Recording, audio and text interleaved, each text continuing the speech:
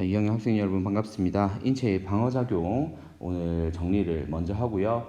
그리고 좀 나눠서 내용 자체가 어렵기 때문에 좀 나눠서 여러분들한테 간단하게 요약 정리한 후에 우리 문제 세 문제 수록이 되어 있습니다. 세 문제 풀고 마무리 짓도록 하겠습니다.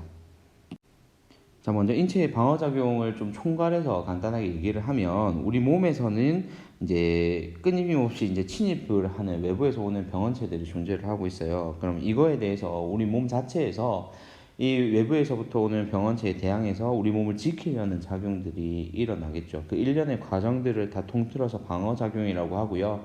이걸 조금 더 전문적으로 얘기를 하자면 면역이라는 말로 표현을 할 수가 있습니다. 그래서 이 내용에 대해서 좀 깊이 공부하는 학문이 이제 면역학이고요. 여러분들이 의료계통 또는 의료보건계통 쪽으로 가는 친구들 같은 경우에는 이 면역학을 기본적으로 학습을 하게 될 겁니다. 그래서 고등학교에서 배우는 기초적인 면역학 상식 정도는 여러분들이 반드시 기억을 해두는 것이 좋을 것 같습니다. 자, 방어작용을 크게 두 갈래로 나눠서 볼 수가 있어요. 비특이적 방어작용과 특이적 방어작용인데요. 비특이적 방어작용은 여기 적혀 있는 말 그대로 어떤 특정 항원이나 뭐 이런 병원체에 의해서 일어나는 것이 아니라 외부에서 오는 그 어떤 것들이라도 외부에서 침입하는 물질에 대해서 대응하는 체계예요. 그래서 구분 없이 얘들을 다 동일한 방식으로 진행을 하게 되는 반응을 비특이적 방어작용이라고 얘기하고요.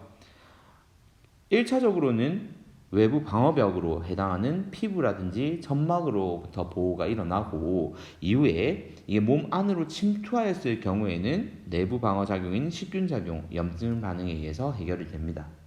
그에 비해서 특이적 방어작용의 경우에는 우리 몸 안에 들어온 병원체를 분석하고 이 병원체에 대응을 하는 방어작용 중에 하나예요. 그래서 여기에서는 세포성 면역과 체액성 면역으로 두 갈래로 나눠서 볼 수가 있습니다. 그래서 오늘 먼저 첫 번째 시간에 다룰 내용은 비특이적 방어작용에 대해서 먼저 다루도록 할게요. 그래서 오늘 비특이적 방어작용 먼저 정리한 이후에 다음 강의에서 특이적 방어작용들에 대해서 세부적으로 내용을 한번 점검을 해보도록 하겠습니다. 자, 앞서 얘기했던 대로 비특이적 방어작용은 병원체의 종류 자체를 구분할 필요가 없어요. 그래서 병원체가 어떤 거냐에 따라서 어떤 대응 체계가 있다 이런 게 없어요. 그냥 공통적으로 작용하는 방식이기 때문에 여러분들이 외울 때 있어서는 조금 편할 수 있어요. 다만 시험 문제에 자주 출제되는 범위는 아니다 보니까 이 부분은 여러분들이 중요한 내용들 위주로만 확인하고 넘어가는 식으로 효율적인 학습을 유지하시길 바랍니다. 자, 먼저 피부인데요. 병원체가 몸속으로 들어오는 것을 막는 물리적 장벽 역할을 해주는 것이 피부고요. 우리가 땀을 흘리게 되죠. 그럼 이 땀 안에 있는 특정 효소가 하나 있어요. 세균의 세포벽을 파괴하는 효소인데 이거는 좀 중요하니까 기억을 해두시기 바랍니다. 라이소자임이라고 하는 효소가 존재를 해요. 이 라이소자임은 비특이적 방어작용에 있어서 굉장히 중요한 역할을 하니까 반드시 기억해 두시고요. 그리고 두 번째, 점막. 피부가 없는 부위의 경우에는 눈물이나 콧물처럼 끈끈한 점액을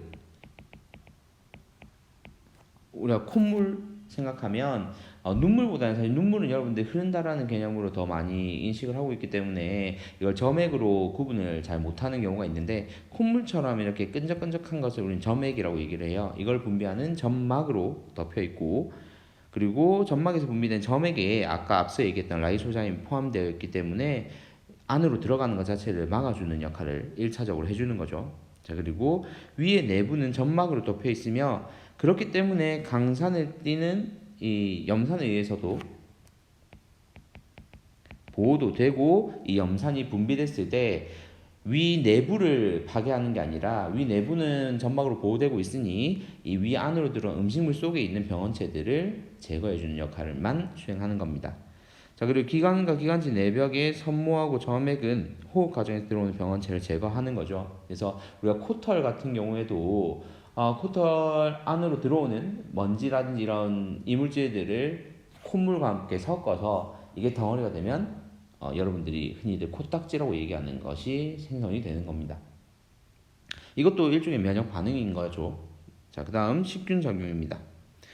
백혈구가 병원체를 세포 안으로 끌어들인 다음 효소를 이용할 겁니다. 주로 가수분해 효소를 이용해서 분해하는 작용을 얘기를 하고요.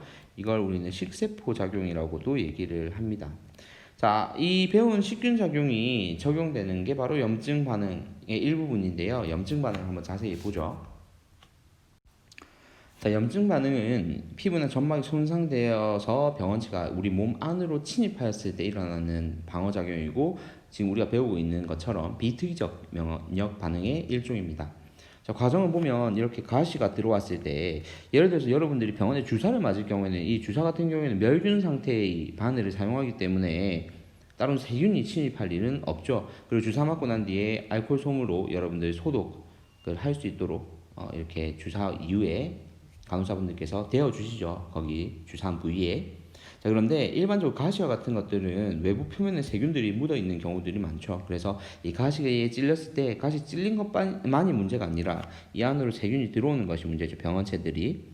자, 이 병원체들이 들어오면 주변에 있던 대직세포는 바로 먹어치우기 시작하지만 이 대직세포가 항상 그 자리에 많이 있지는 않아요. 그렇기 때문에 비만 세포가 히스타민이라는 물질을 분비를 합니다. 그래서 여기 히스타민을 방출한다는 얘기를 적으면 되고요. 자, 이 히스타민이 역할이 어떤 거냐면 여기가 사고 현장이라고 알려주는 거죠. 그러면서 이 혈관을 확장을 시켜줘요. 모세혈관이 확장이 되면 통로가 넓어졌으니 당연히 혈액량도 증가하겠죠. 그리고 혈관 벽 자체도 얘가 부풀어 오르면서 투과성이 높아집니다. 그래서 투과율을 높여 백혈구와 혈장이 상처 부위로 빠져나갈 수 있도록 도와주는 거고요. 상처 부위에 모인 백혈구의 식균 작용으로서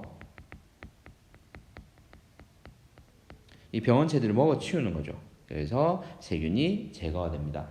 이때 이렇게 먹어치우고 남은 찌꺼기 또는 또 백혈구 사체들이 여러분들이 알고 있는 고름이 되는 거죠. 그래서 고름을 제거할 때도 유의해야 될 점이, 이 고름을 제거하면서 2차 상처를 또 여러분들이 낼 수 있기 때문에 반드시 소독된 도구를 사용해서 고름을 제거를 해줘야 됩니다. 안 그러면 더 깊은 상처를 낼 수 있기 때문에 이 점 유의하시고요. 먼저 오늘 비특이적 면역작용에 대해서 정리를 먼저 했고, 다음 시간에는 여러분들 특이적 면역 반응을 또 두 번 나눠서 한번 수업을 진행해 보도록 하겠습니다. 이상입니다.